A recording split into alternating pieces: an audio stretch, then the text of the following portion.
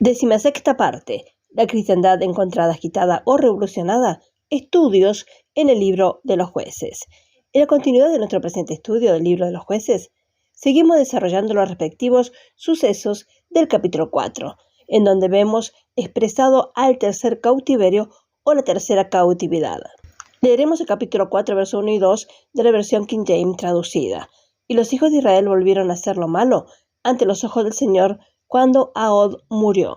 Verso 2. Y el Señor los vendió en manos de Jabín, rey de Canaán, que reinaba en Azor, el capitán de cuyo ejército era Sísara, que habitaba en Aroset de los gentiles. También vamos a leer esta misma referencia en la versión de Reina Valera 1960. Jueces capítulo 4, verso 1. Después de la muerte de Ahod, los hijos de Israel volvieron a hacer lo malo ante los ojos de Jehová. Verso 2. Y Jehová los vendió en manos de Jabín, rey de Canaán, el cual reinó en Azor.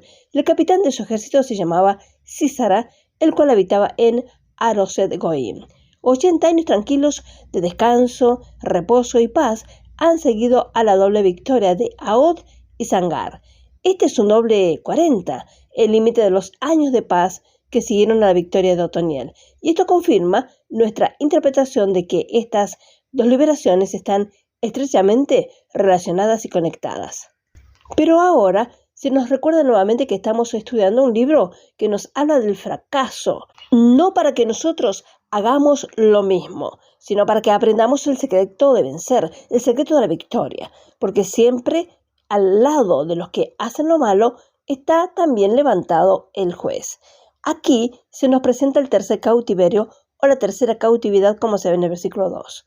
Nos dice, Jehová los vendió, como si hubiera perdido todo interés y propiedad sobre ellos, aunque no se enriquece con ello. Leemos en el Salmo 44, verso 12 de la versión King James traducida. Vendes a tu pueblo por nada y no aumentas tus riquezas con el precio. Leemos la misma referencia en la versión revisada de Reina Valera 1960. Salmo 44, verso 11. Nos entregas como ovejas al matadero y nos has esparcido entre las naciones. El Espíritu toma esta manera de informarnos que ahora tienen otro maestro, otro amo.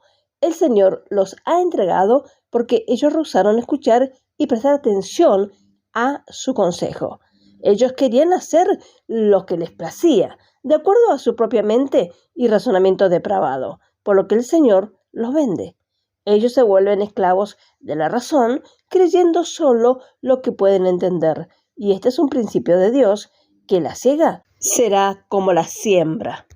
Así, en verdad, cuando comenzamos a hacer lo que pensamos según nuestro modo de pensar acerca de las cosas divinas y no como dice Dios, terminaremos siendo llevados cautivos al déspota antes mencionado, esto es Jabín. El Señor castiga a su pueblo de esta manera. Hay un significado maravilloso en el hecho de que es el tercer cautiverio, el número de la resurrección y la manifestación y avivamiento. El Señor resucitó al tercer día. En consecuencia, no nos sorprende encontrar en este caso un resurgimiento de algunos viejos enemigos que Israel había enfrentado triunfalmente hace años y destruido por completo. Aquí ellos vuelven a hacer su aparición vigorosos, enérgicos como los días anteriores. ¿Quién había esperado encontrar esa antigua ciudad de Azor reconstruida y dominada nuevamente después de una destrucción como la que hemos ya registrado? Josué capítulo 11, verso 10, leemos, y Josué en ese tiempo se volvió y tomó a Azor. Josué hirió al rey de esa antigua ciudad y a todos sus habitantes. No quedó ninguno, y quemó a Azor con fuego. Seguramente inferiríamos que este fue el final de Azor, que nunca más se levantaría de sus ruinas y confrontaría a Israel. Sin embargo, esto es exactamente lo que sucede e incluso el mismo rey, en lo que respecta a su nombre, está reinando. Porque fue Jabín, rey de Azor, quien era el jefe de la confederación de los reyes del norte, a quien Josué derrotó en las aguas de Merón. Así que aquí está Jabín de nuevo, aunque por supuesto otro personaje y sin embargo no otro moralmente, porque en lo que figura no es más que una repetición del primero. Esto seguramente está en perfecta armonía con lo que el número 3 expresa. Y aquí hay una advertencia solemne, pero gentil, para nosotros en el sentido personal, porque la iglesia en su conjunto y los individuos en particular han sido alcanzados y llevados cautivos por Javín en un momento u otro. Veamos un poco este personaje, Javín y Sísara. Consideremos a este tipo de larga vida, Javín y su ciudad de Azor. Ahora tiene un poderoso capitán llamado Sísara que habita en Aroset Goín o Aroset de los gentiles. Todo lo anterior es maravilloso cuando se ve bajo el lente microscópico del Espíritu Santo. Se llena de iluminación divina y nos habla de la causa de gran parte del fracaso actual de la iglesia. Javín significa razón, inteligencia, sabiduría. No es un mal nombre en sí mismo. De hecho, suena intelectual, aristocrático y refinado, pero cuando se opone a Dios, necesariamente debe tener un significado muy malo. La inteligencia es buena, pero cuando es un enemigo de Dios, es un enemigo que debe ser derrotado por completo o Israel será cautivo. Javín representa las facultades de razonamiento caídas y corruptas del hombre en enemistad con Dios y siempre listo, ya sea en el pasado o en el presente, para llevar al pueblo del Señor a la esclavitud, si no mantienen su lugar como una nueva creación.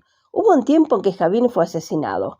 Fue condenado a muerte con Cristo en el Calvario, y para la iglesia en aquellos primeros días de victoria incomparable, cuando se enfrentaron como un solo hombre contra todo el poder del mundo, él era un enemigo conquistado y vencido, porque todo pensamiento elevado o altivez de pensamiento, esto es, de los javinitas, que se exalta o se exaltaba contra el conocimiento de Cristo, tenía que venirse abajo y ser abatido.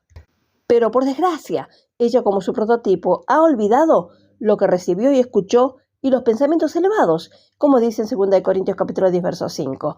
Lo han dominado durante muchos años como evidencia de las condiciones en otras partes.